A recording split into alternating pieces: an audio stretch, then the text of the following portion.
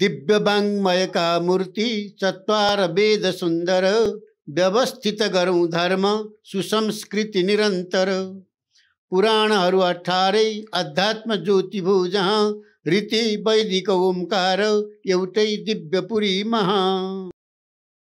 भागवत भक्त सज्जनहरू, दिव्यपुरी टिभीको दिव्य वचनमा आज हामीसँग एकजना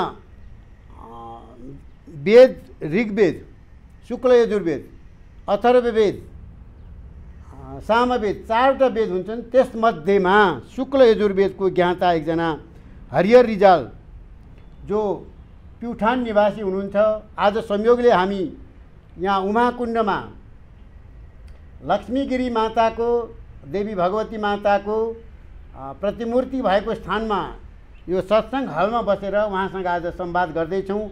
उहाँ अपरझट काठमाडौँमा आफ्नो कामले आउनुभएको र आज हाम्रो यो संयोग, यो भेट पनि अपरझट भएको छ। सर्वप्रथम हामी उहाँलाई स्वागत गर्छौँ। स्वागत छ रिजालज्यू, यहाँलाई दिव्यपुरी टिभीमा स्वागत। नमस्कार सर।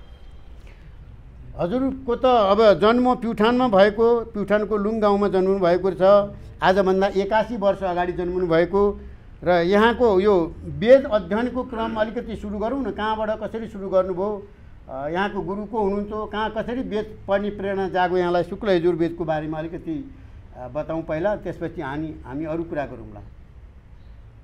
हामी त्यस टाइममा हाम्रा गाउँघरमा, जिल्लाहरूमा पाठशाला कसैले विशेष गरेर अलि हुने खाने जस्ता अलि चाहिँ गुरुहरूलाई ल्याएर पाठशालामा राखेर आफ्ना छोराछोरीहरू पढाउने चलन थियो। त्यस टाइममा विद्याको धेरै कमी थियो। विद्यालयहरू, पाठशालाहरू थिएनन्, पाठशाला भनिन्थ्यो। र गुरुलाई ल्याएर अलि टाढैबाट पनि ल्याएर घरमा राखेर गुरुहरूको चाहिँ सबै विधि व्यवस्था मिलाएर एक ठाउँ बसेर गाउँ मिलेर गुरुहरूलाई चाहिँ सहयोग गरेर गुरुबाट विद्या अध्ययन गर्ने त्यस्तो प्रक्रिया त्यो हाम्रो टाइममा थियो। त्यही सिलसिलामा अलिअलि चाहिँ आफ्नो घरमै गरिसकेपछि हामी चाहिँ खिदिममा गयौँ।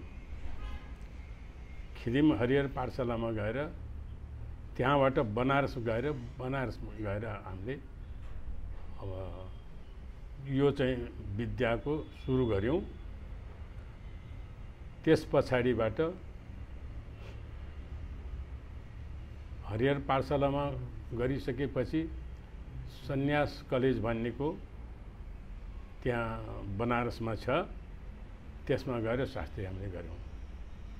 त्यस पछाडि हामी स्वर्गद्वारी आश्रममा आवश्यक पर्यो, त्यहाँ यज्ञ भएको हुनाले यज्ञको निमित्त त शुक्ल यजुर्वेद आवश्यक पर्ने हाम्रो पनि भइराखेको, हाम्रो शाखा पनि त्यही भइराखेको हुनाले त्यहाँ महाप्रभु स्वर्गद्वारिकाले पछि तिम्रो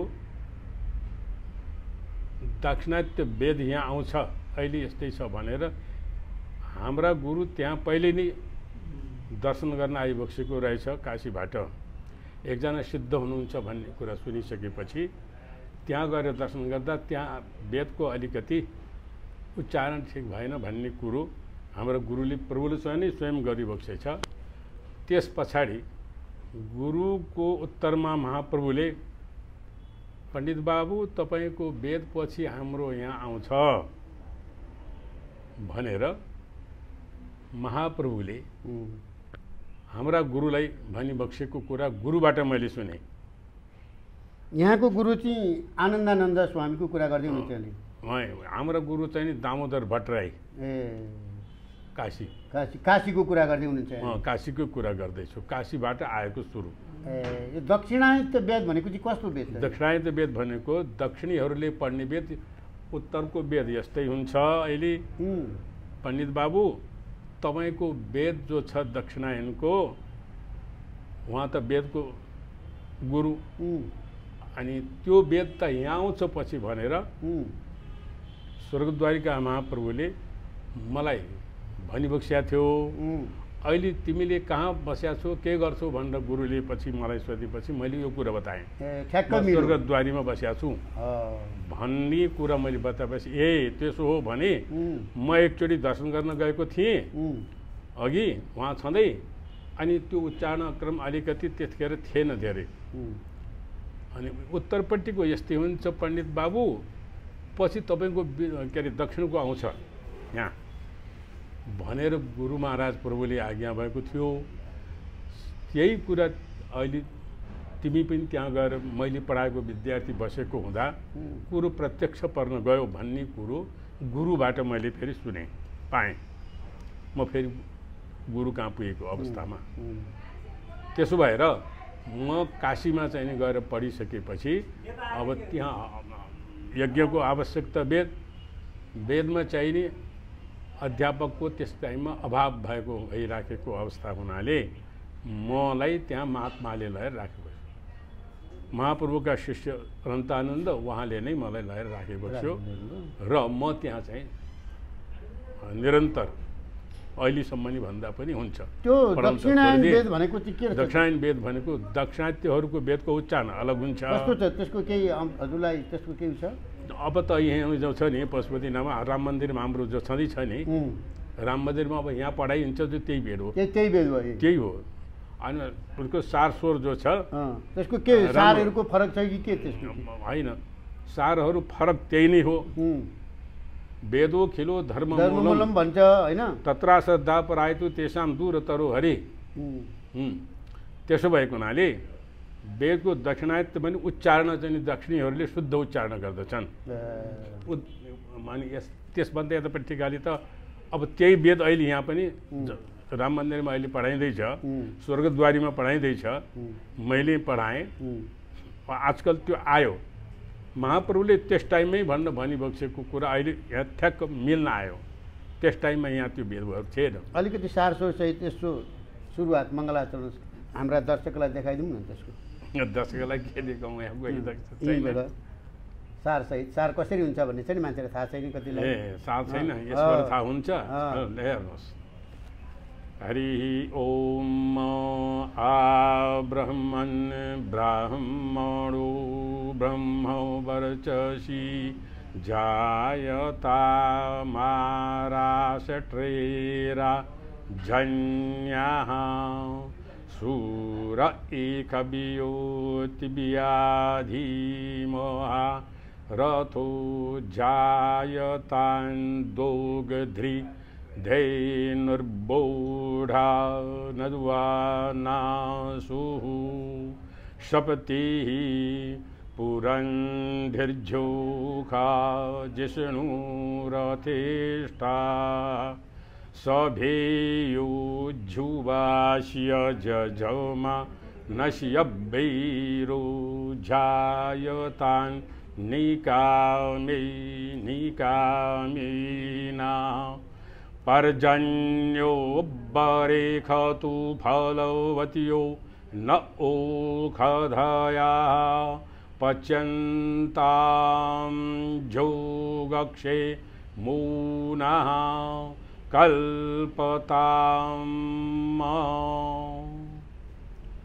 अब यो गुरुदेव यो यहाँले जुन सारसहित स्वरसहितको वेद शुक्ल यजुर्वेदको ऋचा पाठ गर्नुभयो, सामान्य मान्छेलाई, सामान्य जिज्ञासुहरूलाई, कति मान्छेलाई यो दुरूह छ, क्लिष्ट छ।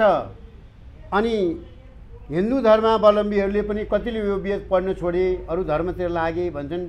यो अहिले गुरुले भनेको यसको अलिकति सार तत्त्व के छ नेपालीमा हाम्रा सबै दर्शक श्रोताले बुझ्ने गरी यसलाई कसरी बुझ्ने त? हजुरले त ज्ञाता हुनुभयो, वेद पढ्नुभयो, त्यही विषयमा अध्ययन गर्नुभयो र तपाईँलाई त यो भनेको यसो भन्ने कुरो थाहा छ होइन? अब यसले भन्न खोजेको, दिन खोजेको अलिकति सार वस्तु के होला यसको? यसको सार वस्तु ब्रह्माजीलाई सम्बोधन गरेर होताले, यज्ञकर्ताले, हे ब्रह्मन आसमन्तात राष्ट्रे, सम्पूर्ण राष्ट्रहरूमा हाम्रा चाहिँ नि ब्राह्मणहरू तेजस्वी शक्तिशाली जन्मिउन्, यज्ञ यागादि सबै ठाउँमा राम्रोसँगले विधिवत भइराखोस्। अनि गाईहरू प्रशस्त दूध दिने हुन्, शस्यशाली पृथ्वी हुन्, अन्नादि प्रशस्त फलफुलादि प्रशस्त होस्, समयमा वर्षा पनि होस् अनि त्यसको जोगक्षेमो नः। यस प्रकारले चाहिने भएका जति पनि पृथ्वीमा मनुष्यलाई आवश्यक भएका चिजहरू प्राप्त समय समयमा कुनै किसिमको विखण्डित नभइकन प्राप्त होन्। यजमानहरूको आयु वृद्धि बल वृद्धि होस् अनि यजमानहरूले पनि प्रशस्त मात्रामा यज्ञपट्टिको मन गरून् लगाउन्, यज्ञ आदि सबै गरिराखुन्। ब्राह्मणहरू ब्रह्म वर्चस्वी तेजस्वी होउन्, शक्तिशाली होउन्, अन्न आदि सबै पनि राम्रो किसिमले चाहिँ होस् भन्ने यस मन्त्रको चाहिँ अभिप्राय हो। कति राम्रो छ यो मङ्गलाचरण। यसले चाहिँ के गरेको छ भने यो बुझ्नेलाई त हो। अब यसलाई हामीले जनमानसमा अहिलेको युवा पिँढीलाई बुझाउने गरी यसलाई सरलीकृत सहजीकृत गर्न किन नसकेको होला, के लाग्छ गुरुलाई? यो के हो भनेदेखि सरकारले राम्रो छ यो भित्र सुन्दा होइन, तर अब यो भित्रै रह्यो, यो गोप्य रह्यो। यो हजुरले बुझ्नुभयो, मैले बुझेँ, म पढेको होला, मैले बुझेँ, अथवा कोही 2-4जनाले पढ्नु होला, विद्यार्थीहरूले पढ्नु होला, तर जनमानसमा त यसको महत्त्व यसको रस आस्वादन गर्नबाट त ती वञ्चित भए नि। तिनीहरू अनिखेर ती विक्षिप्त भए, अन्त गए, अरू धर्ममा लागे भन्छौँ हामी। हाम्रो कमजोरी होइन र यसलाई हामीले सजिलो बनाएर सहजीकृत गर्न नसक्नु। यो कुरामा सबैको चाहिँ हात हुनुपर्छ।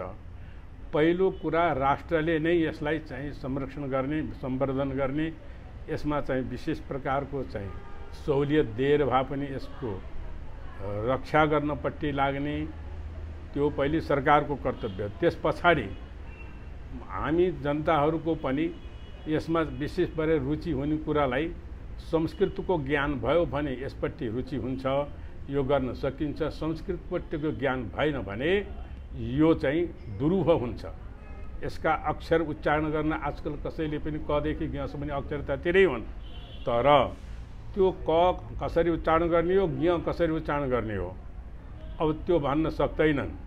त्यसो भएर हाम्रो सबैभन्दा दुर्भाग्य भनेको अब संस्कृत नै ह्रास हुनु, संस्कृत नपढाउनु, संस्कृत नपढ्नु, यसले गर्दा यतापट्टि दुरूह हुन गएको हो।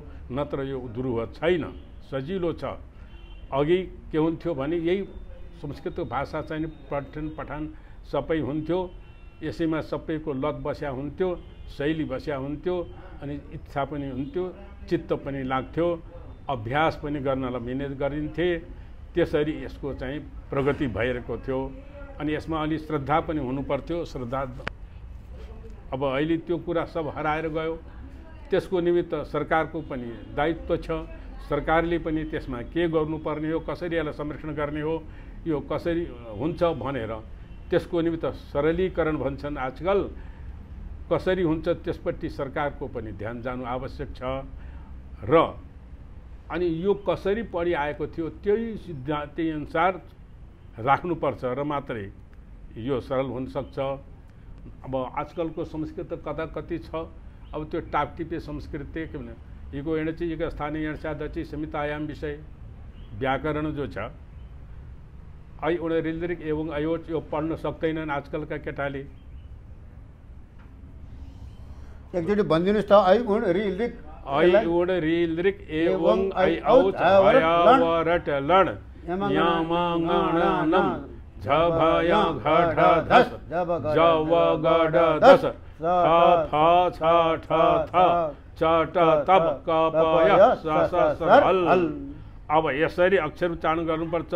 दन्तस्थानीय वर्णहरू छन्, दाँतबाट उच्चारण गर्नुपर्छ। मूर्धस्थानीय वर्णहरू छन्, मूर्धास्थानबाट उच्चारण गर्नुपर्छ। ओष्ठस्थानीय वर्णहरू छन्, ओठबाट उच्चारण गर्नु त त्यो सिकाएको खै, त्यो त हाम्रो व्याकरणमा त संस्कृत कौमुदीमा सिकिन्छ, पढिन्छ, यही अनुसार पढिँदै गइन्छ र मात्रै त्यो चाहिँ सिकिन्छ। त्यो भन्न मात्रै पनि नजान्ने, जतापट्टि भने पनि हुने भन्ने आजकलको चाहिँ भन्यो। व भने पनि भयो, ब भने पनि भयो, अब जे भने पनि भयो, ज भने पनि भयो भन्ने, बलि जे भन्न ज भन्नै नसक्ने, अकार उच्चारण गर्नै नसक्ने, यस्तो प्रकारको शिक्षा गर्दाखेरि हाम्रो संस्कृत दुरूह भएको हो। यसलाई छोड्नु हुँदैन। तलैबाट सुरु गर्यो भने हुन्छ, नत्र भने हुँदैन। मानिसाद प्रतिष्ठामस्तो मदगम साधवीस्मा अक्रौञ्च मिदुनादेक मवधि काम मोहितम। सुरुबाट चाहिँ यसलाई वाल्मीकिले सुरु गरेपछि अनि हाम्रो यो चाहिँ संस्कृत के अरे साहित्यशास्त्र चाहिँ सुरु भयो। त्यसरी हामीले अघि गर्ने परम्परा थियो हाम्रो पनि सुरुमै श्री पञ्चमीको दिनमा। र विद्यार्थीहरू संस्कृतपट्टिको रुचि राख्थे, उच्चारण गर्न सक्थे, शुद्ध उच्चारण हुन्थ्यो, अर्थ आउँथ्यो त्यसबाट। अब त्यो कुरा यहाँ अहिले गयो, के कारणले गयो? सरकार पनि त्यस्तै भयो अनि जनता पब्लिक पनि त्यस्तै भए। अब 4 भागमा बनाइएको छ। यसको अलिकति शुक्ल यजुर्वेद यहाँको आफ्नो विषयको वेदको चाहिँ के हो त, यसको महत्त्व, यसको उपादेयता, यसको बारेमा अलिकति व्याख्या गरौँ न। शुक्ल यजुर्वेद, शुक्लानि शुद्धानि, कृष्ण यजुर्वेद र शुक्ल यजुर्वेद दुई प्रकारका। यजुर्वेदमा पनि दुई प्रकारको वेद छ, शाखा वेद दुईटा छन्। शुक्ल यजुर्वेद हाम्रो चाहिँ माध्यन्दिनी शाखा हाम्रो भयो। कृष्ण यजुर्वेदी दक्षिणात्य हुन्, दक्षिणपट्टि छन् तिनीहरू, तिनीहरूको उत्तरपट्टि हुन्छ। त्यो यो शुक्ल र कृष्ण किन भयो यतिको पहिले म संस्कार गरिदिउँ, के अरे यसको केही कुरा भन्छु। शुक्ल केनापि हेतुना पृष्ठो वैशम्पायन मदधीतं त्यजेति। प्राचीन ऋषिआश्रममा गुरुकुलमा पढाउने क्रममा गुरुले एकजना विद्यार्थीलाई केही काम अराउन थाल्नुभयो, गुरुको काम। अनि अर्को एकजना विद्यार्थीले म गर्छु गुरु त्यो काम, उसले सक्दैन भन्यो। अनि गुरु रिसाउनु भयो। मैले जसलाई, ऊ अलि मन्द बुद्धि थियो, गुरुले केही उसलाई उठाउने हिसाबले गर्नुभएको होला, अराउनु भएको काम अराउनु खोज्नु भएको थियो। उसलाई थाहा भएन गुरुको चाहिँ मैले सहर्ष गर्छु त्यो अलि कमजोर होला, अथवा त्यसले भन्दा म गर्छु भनेर उसको शब्द चाहिँ गुरुको अगाडि आएको पछि गुरु रिसाउनु भयो र केनापि हेतुना रुष्टो वैशम्पायन, वैशम्पायन भन्ने ऋषि महर्षि हो। अनि यो हाम्रो यस शाखाको चाहिँ अध्येता उहाँ रिसाइसकेपछि मदधीतम त्यज, मैले पढाएको विद्याको अहङ्कारले तैँले चाहिँ यस्तो भनेको हो, मेरो विद्या दे, वापस गर भन्नुभयो।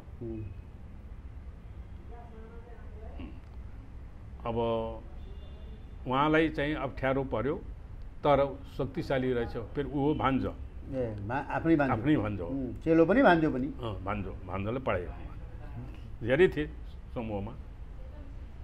अनि उहाँले चाहिँ वकिल दिनुभयो। वेद त त्यही पढिराखेको थियो। उकेलेपछि ती वेदका मन्त्र चाहिँ मासिक क्रियाको हिसाबले चाहिँ सरसर गर्दै हिँड्न थाले। त्यो रियालमा, बान्तामा भनौँ न, त्यो रियाल जो छ त्यसमा चाहिँ सलसल गरे। मन्त्रको मूर्ति रूप भएर त्यस्तरी निस्के सबै। अनि ऊ खाली भयो। अब मूर्ख भए नि, खाली भयो त ज्ञान शून्य भयो। त्यसपछि अब गुरुले के भन्नुभयो भने अरू सबै बसेकाले तत्त्वरूपतम भक्षयति। अब त्यो खानी त यसै खान त सकिँदैन। अनि गुरुको आज्ञा के भयो? तित्र भएर टिप भनिदिनु भयो गुरुले। तित्रो भनेको चाहिँ एउटा चरो हुन्छ नि वनमा, त्यो भए सबै त्यस टाइम सबैले पान गरे, खाए भनौँ, अनि खाए टिपे, जस्तो कुखुराले त्यो टिप्छ टिपे। ऋचाहरू, वेदका ऋचाहरू, मन्त्रहरू सबै टिपिसकेपछि त्यसबाट गयो कि मलिन। त्यो एकपटक बान्त भएको हुनाले मलिन भयो। त्यो कृष्ण यजुर्वेद भयो। यो शुक्ल चाहिँ नि अब यहाँले के गर्नुभयो त भनेदेखि उहाँले अब त्यस पछाडि त्यो शाखा उहाँहरूको चल्दै गयो। यतापट्टि खाली भएको जो चाहिँ नि के अरे याज्ञवल्क्य जो हुनुहुन्छ उहाँ भान्ज हो, ऋषि याज्ञवल्क्य। उहाँले सूर्यको आराधना गर्नुभयो। सूर्यको आराधना गरेपछि सूर्यबाट चाहिँ यो अहिले हामीले शुक्ल यजुर्वेद भनेर जो पढिराखेका छौँ, यो वेद उहाँले चाहिँ प्राप्त गर्नुभयो सूर्यबाट। सस्वर, सूर्यबाट सस्वर प्राप्त गरेको हुनाले शुक्ल यजुर्वेद यो भयो। र कलौ शुक्ल यजुर्वेद, यसमा शक्तिशाली चाहिँ यसका मन्त्रहरू छन्। चण्डी विनायक पनि वेदमा चाहिँ नि शुक्ल यजुर्वेद भनेर यो अनुष्ठानको निमित्त यज्ञ परक छ, यज्ञ गरेर अनुष्ठान गरेर अन्तिममा ज्ञानपरक भएर ईशावासी उपनिषद जो 40औं अध्यायबाट चाहिँ यसको समाप्त हुन्छ र कर्मकाण्ड पछाडि उपासनाकाण्ड, ज्ञानकाण्ड अनि ज्ञानकाण्ड अनि तैत्तरीयोपनिषद चाहिँ चित्राबाट लिएकोले तैत्तरीयोपनिषद भएको हुन्छ भयो कृष्ण यजुर्वेद। यसलाई शुक्ल यजुर्वेद यसरी चाहिँ नि वेदको शाखा विभाजन भएको भन्ने शास्त्रीय प्रमाण छ। तदनुसार हाम्रो शुक्ल यजुर्वेद भयो, कर्मकाण्डीहरू पनि भयो, उनीहरूको पनि कर्मकाण्ड त्यही प्रकारको हुन्छ, त कृष्ण यजुर्वेदी भयो, शाखा अलिकति फरक पर्छ। यसरी शाखा भेद भएको। यसको मतलब अब शुक्ल यजुर्वेद भनेको हामीलाई कर्मकाण्ड गर्ने जति पनि विधि विधानहरू छन् सिकाउँछ, यसको एउटा मूल गुरु हो हैन त? हो, मूल गुरु हो हाम्रो यो शाखाको। अर्काको पनि छ। अब अर्को शाखाको त्यस यो मादन दिने शाखाको भयो, यो मादन दिने शाखाको भयो हैन? अब यस्तै गरी यसले दिने जुन चिज छ यो यज्ञ इत्यादिबाट मोक्ष प्राप्ति हुन्छ त, मुक्ति प्राप्त हुन्छ त गुरु? यस यज्ञ आदिबाट मुक्ति हुन्छ। कसरी हुन्छ यसको चाहिँ सिद्धान्त के छ भने यो चञ्चल शरीरलाई ठाउँमा ल्याउनको निमित्त चाहिँ सत्कर्म गर्नुपर्छ। सत्कर्म भनेको यो वेदले बताएको जो काम हो त्यो सत्, त्यसभन्दा अतिरिक्त जो काम छ त्यो असत काम हो। वेदले बताएको काम गर्दै गर्दै गएपछि चित्त शुद्धि हुन्छ, चञ्चल हुँदैन, अनि सबै प्रकारको भोग पनि भोगिसक्छ, अनि थाकिसकेको हुन्छ। त्यस पछाडि गएर ईश्वरमा मन चाहिँ लाग्छ र ऊ चाहिँ नि अन्तिममा गएर यसको उपनिषद जो छ के अरे ईशावास्यमिदगुं सर्वं यत्किञ्च जगत्यां जगत् तेन त्यक्तेन भुञ्जीथामागृधः कश्यस्व धनं पूर्वन्देवेह कर्माणि जिजीविगुं शतगुं समा भनेको छ।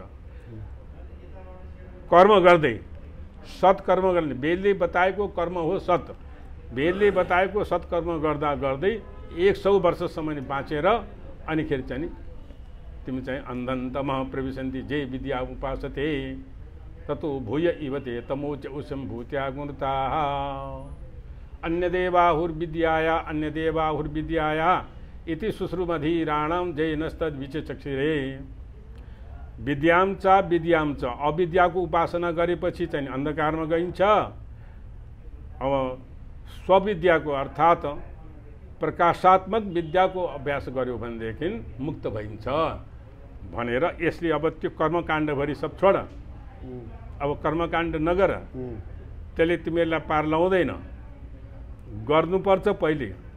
कुर्बन नेवेह कर्माणि जिजीविगे छतगुं समा, कर्मै नगर भन्नु मिलेन, कर्म गर्नुपर्छ, गर, तर लिप्त नभएर गर, अनि पछि गएर त्यो पनि छोडेर एकत्व भएर ईश्वरलाई प्राप्त गर भन्ने यसको सिद्धान्त हो।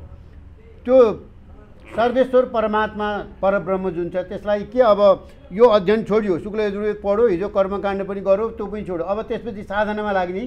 त्यसपछि साधनामा लाग्ने, चौथो आसन त भइहाल्यो, साधनामा लाग्ने। तर पछिको साधना भन्नुभन्दा साधनामा अभ्यास त पहिलेदेखि गर्दै जाने, नभए पछि नै एकैचोटि साधना हुन सक्दैन।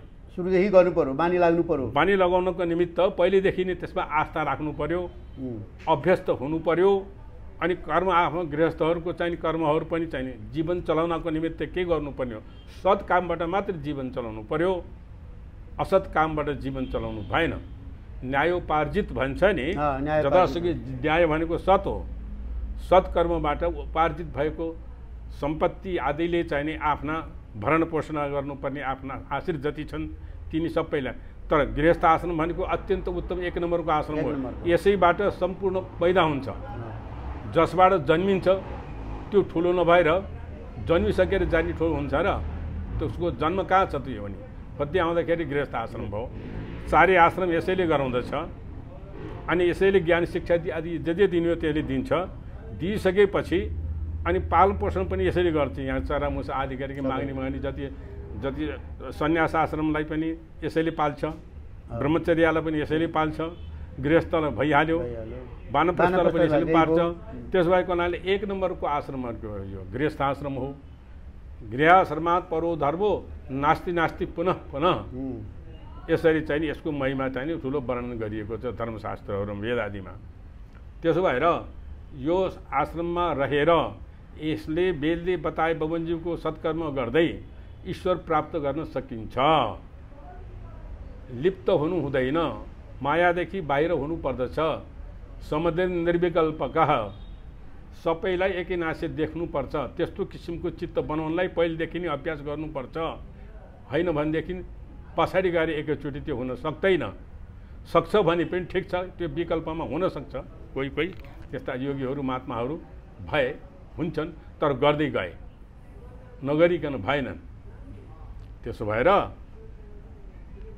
उदाहरणार्थ बुद्ध पनि त्यत्रो कठिन तपस्या गरेर 6 वर्षसम्म नि त्यहाँ गएर बुद्ध गयामा बसेर उहाँले ज्ञान प्राप्त गर्नु हो भन्ने त्यो पाइन्छ लिखतमा।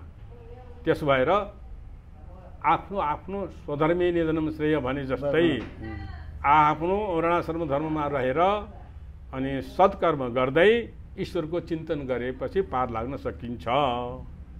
अब त्यसको निमित्त कहाँ खोज्दी के गर्ने भनेपछि वेदको निमित्त त संस्कृत पढ्नै पर्यो, वेद उच्चारण शुद्धोच्चारण गर्नै पर्यो। ब्रह्मलोके महीयते भन्ने यस्तो यसको सिद्धान्त छ। वेदको शुद्धोच्चारण गरेर पाठ मात्र गरेपछि अर्थपूर्वकको त भइहाल्यो, नभए पनि सस्वर वेद पाठ गर्ने हो भने ब्रह्मलोकको चाहिँ नि वो अधिकारी बन्छ भन्ने यसको सिद्धान्त छ। र अब दुरूह छ, यसको कख चिनाउने मान्छे गुरु चाहिँ 1 नम्बरको हुनुपर्छ, उच्चारण गराउन सक्नु पर्यो। अब आजकल यहाँ यो एमए पढेकाले हाम्रो अक्षर उच्चारण गर भनेपछि एमएकाले उच्चारण गर्न सक्दैन। ज्ञ भन्छन्, गे भन्ने ठाउँमा गे भन्छन्, ज्ञ भन्न सक्दैनन्, व भन्न सक्दैनन्, झ भन्न सक्दैनन्, क भनेर राम्रो स्वरले भन्न सक्दैनन्। जोडिएका चाहिँ संयुक्त अक्षरहरू जो छन् त्यो पनि उच्चारण गर्न सक्दैनन्। अनि कहाँ हुन्छ तिनको त कस संयुगेक छ। त्यसरी अक्षर कसरी कहाँबाट बनेका हुन्छन् तिनी अक्षर, तिनको अर्थ छ, बिना अर्थ त बनेनन् तिनी। त्यसो भएर एउटा रिल्द्रिकबाट चाहिँ नि यो सबै कुरो बनेको छ व्याकरण। यो व्याकरण नभएसम्म नि यसको गति हुँदैन वेदमा। त्यसो भएर व्याकरण पढाउनलाई आश्रमहरू जति अघि पनि थिए अहिले पनि कोही ठाउँमा छन्। त्यसको उदाहरणार्थ हाम्रो स्वरूपद्वारी आश्रम छ, मैले थाहा पाए अनुसार अरू ठाउँ पनि होलान्। अब काशी आदि क्षेत्रमा पनि छन्, तर हाम्रो पालामा जो थिए त्यस्तो अहिले छैनन्, पक्कै पनि छैनन्। त्यहाँ विद्यार्थी पनि छैनन् र यसरी ह्रास हुँदै गएको कारणले गर्दा अनि आजकलका जेनेरेसनहरू भन्नेलाई जो छन् तिनीहरू अलि यसमा चाहिँ नि अगाडि सर्न खोज्दैनन्। त सुरुबाट गरिदिने हो भने तिनीहरूलाई पनि चासो बढ्छ, खोज्छन्। यो चिज कहाँ छ भन्ने कुरा खोज्दाखेरि यही संस्कृतमा नै यही वेदमै छ भन्ने कुरो चाहिँ अलि माथि पढेकाले त बुझिया पनि छन्, आउन खोज्छन्। तर अब यो संस्कृत नपढेपछि लाग्ने कुरो भएन। अप्ठ्यारो समस्या त्यहाँ छ। संस्कृत जगाउनु पर्छ अनि वेद जगाउनु पर्यो, वेद त जागिहाल्छ। अब हजुरले त स्वर्गद्वारी महाप्रभुको आश्रममा बसेर होइन 40-45 वर्ष वेद अध्यापन गराउनु भयो हो। कति यहाँका शिष्यहरू होलान्, कतिले वेद पढेलान्, कतिले जाने होलान्, कति ठुल्ठुला पोस्टमा पुगे होलान्। अहिले यहाँको जीवनको उत्तरार्धमा पुग्नु भएको छ। कुनै ठाउँमा पुगेर ती वेद पढेका यहाँले हिजो पढाएका विद्यार्थीहरूले होइन त्यहाँ राम्रो काम गर्दा यहाँलाई पनि गर्व लाग्ला। आफू चाहिँ के छ साधनामा कतिको लाग्नु भएको छ कि साधना गर्नुहुन्छ कि गर्नुहुन्न कि यही पढेर यही ब्रह्मज्ञानबाटै मोक्ष प्राप्ति गर्छु भनेर लाग्नु भएको छ कि? हुन त गृहस्थाश्रम सबभन्दा उत्तम अघि भनिसक्यो। गृहस्थाश्रममा बसेर गर्नु कर्म गर्नु चाहिँ सबभन्दा उत्तम भनेको छ शास्त्रमा। गृहस्थाश्रममा नि हुनुहुन्छ यहाँ कि साधनामा हुनुहुन्छ कि हिजो आश्रममा बसेर यही पढाएको भारबाट यसैबाट मेरो मुक्ति सम्भव छ भन्ने सोच्नु भएको छ कि के छ त हजुरको चाहिँ अलिकति सुनौ न। होइन अब त्यो त के हुन्छ कालक्रमले कता लग्ने हो त्यो थाहा हुँदैन। तर हाम्रो चाहिँ विचार के हुन्छ भने ब्रह्मचिन्तन ईश्वर चिन्तन हरहमेशा चाहिँ भइरहनुपर्छ भन्ने हुन्छ र यथासम्भव यथाशक्य हामी त्यो चाहिँ त्यतापट्टि लागिरहेका हुन्छौँ, गरिरहेका छौँ हामीहरू। हाम्रा जो कर्महरू हुन् ती मध्यमाका कर्महरू विशेष गरेर जप यज्ञ सम्भवतः भगवान् श्रीकृष्णको पनि उक्ति त्यस छ, हामीले जप आदि क्रियाहरू चाहिँ हामी चाहिँ लागिराखेका छौँ अनि त्यसैबाट हाम्रो अन्तिम होला। अब त्यो चाहिँ भविष्य वक्ता त हामी भयौँ हुन सकेनौँ, तर पनि हामीलाई विश्वास त्यसमा छ, हामी यता त्यता लाग्ने पट्टिमा हामी छैनौँ। यही हाम्रो वैदिक सनातन धर्म जो छ यसै अनुसार हाम्रो चाहिँ नि अगाडि गन्तव्य बाटो हाम्रो निश्चित हुन्छ। ज्ञान र भक्ति दुवै चाहिन्छ भन्छ नि मोक्षको लागि।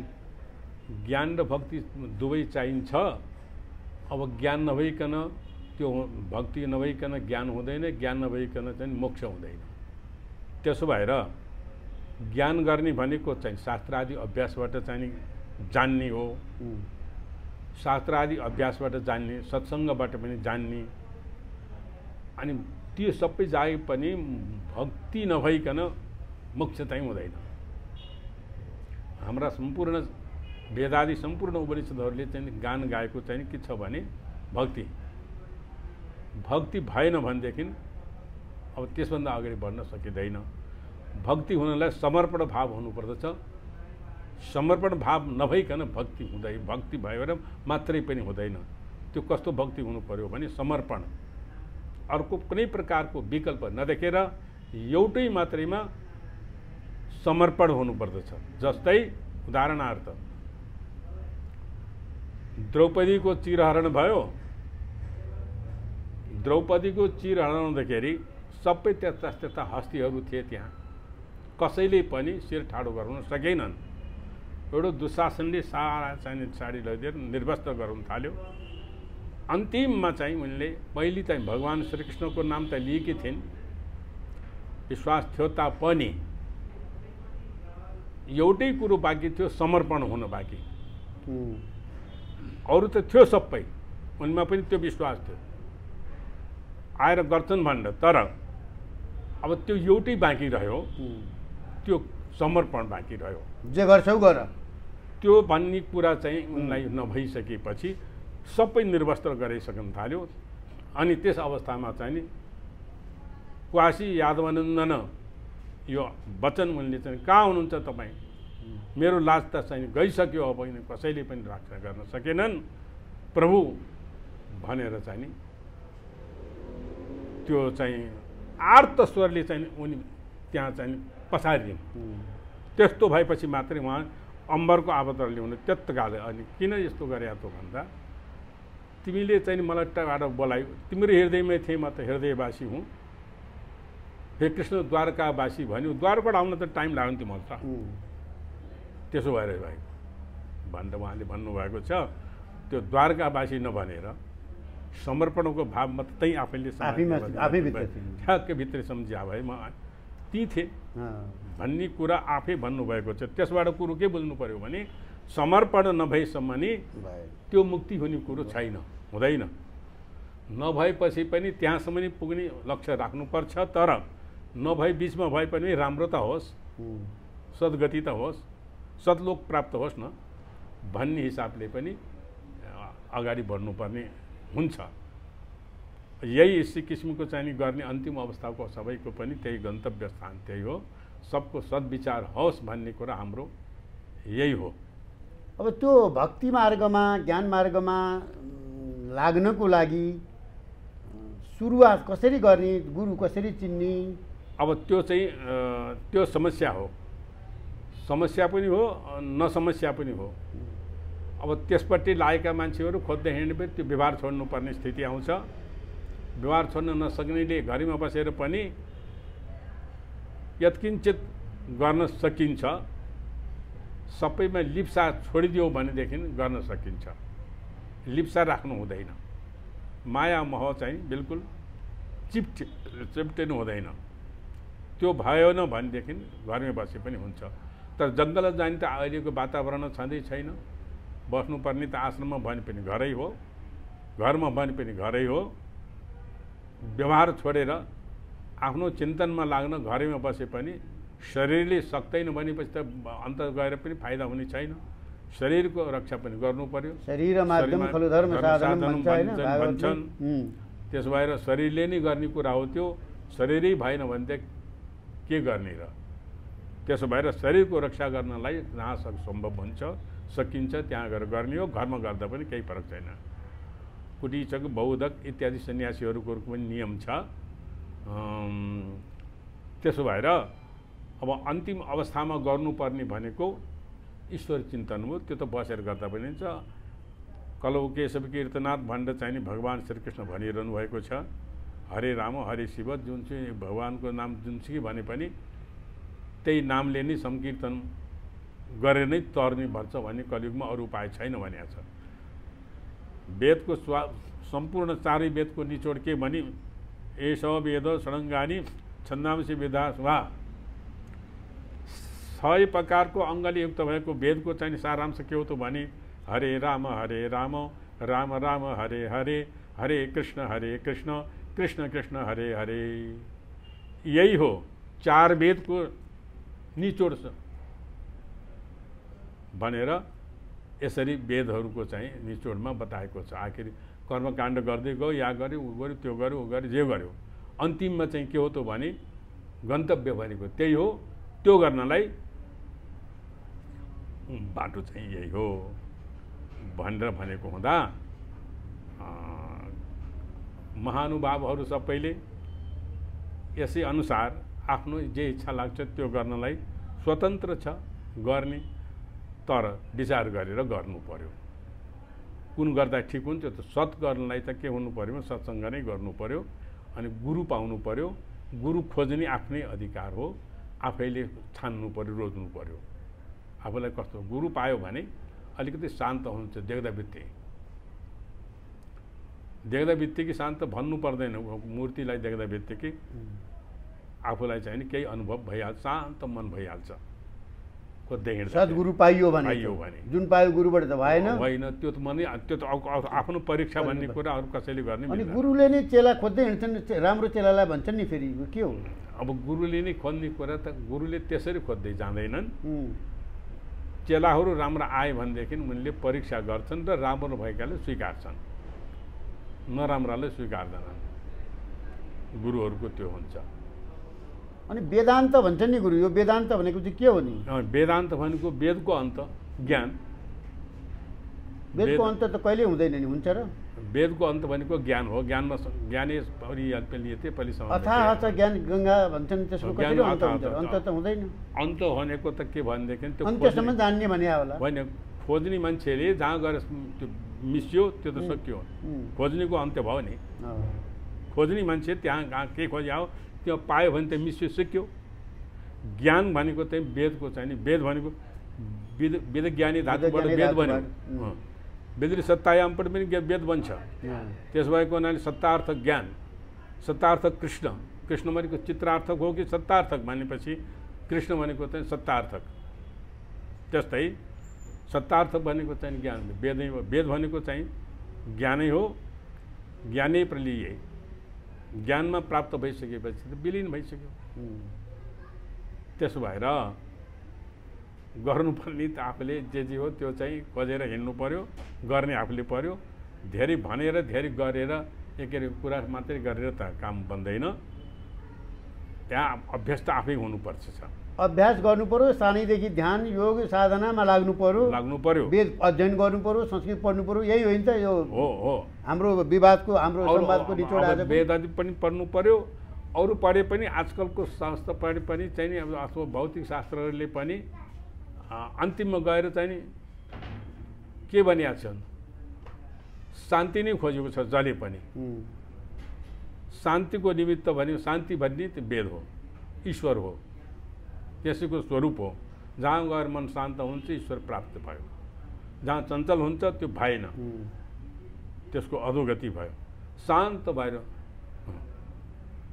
बसेपछि त ईश्वर भनेको जसलाई कस्मी अहिलेको यो विज्ञानलाई पनि शान्त छैन। शान्त भएपछि चाहिँ उनीहरूले ईश्वर प्राप्त गरेको मान्नुपर्छ। हाम्रो पनि त्यही हो, वेदको चाहिँ अन्त्य भनेको त्यही हो, शान्त, ईश्वर प्राप्ति, ज्ञान प्राप्ति। अब यस युगमा त हरे रामको नै विशेष गरेर महत्त्व ठुलो, हरे रामको भन्ने भागवतमा पनि त्यही लेखेको छ। अनि हाम्रो वेदको चारैको सार पनि त्यही भनेर लेखिदियो, चारै वेदको अन्तिमको सार। त्यो पहिले गृहस्थ आदिहरूको चाहिँ संसार चलाउने कुरा भए, संसार चलाएपछि विरक्त भएर उपरति भन्दाखेरि त्यही हरे रामको त्यो चाहिँ आश्रय लिनुपर्छ अनि मुक्ति भइन्छ। मुक्ति भने त्यही हो, शान्त। त्यसैले मृत्यु पश्चात पनि राम नाम सत्य हो भन्दै बोकेर लाने गरेको त्यही रहेछ। त्यही हो, राम नाम नै आखिरी, अन्तिममा चाहिँ नि त्यही नै हो। देवकोटाले भने जस्तै आखिर श्री कृष्ण रहे छ एक भाव नभौ विवेक। हस् गुरुदेव, आज यहाँसँग बडा धेरै विषयमा हामीले चर्चा गऱ्यौँ। अब यो हाम्रो समयको पनि पाबन्दी छ। दिव्यपुरी आध्यात्मिक च्यानलको तर्फबाट यहाँलाई धेरै धेरै साधुवाद भन्दछु। मेरो पनि धेरै धेरै नमस्कार, धन्यवादी, शिष्टाचार भने सबै यहाँहरूको त्यो समूहलाई पनि टक्राएँ। यो सत्कामपट्टि लाग्नुभएकोले यहाँहरूलाई चाहिँ सफल प्राप्त होस्, यहाँको इच्छा बुझोस्, चित्त बुझोस्, सबैको चाहिँ यसपट्टि मन लागोस्। थप भिडियोहरूको लागि हाम्रो च्यानल सब्स्क्राइब गर्नुहोस् र छेउमा रहेको बेल आइकन पनि दबाउनुहोस्।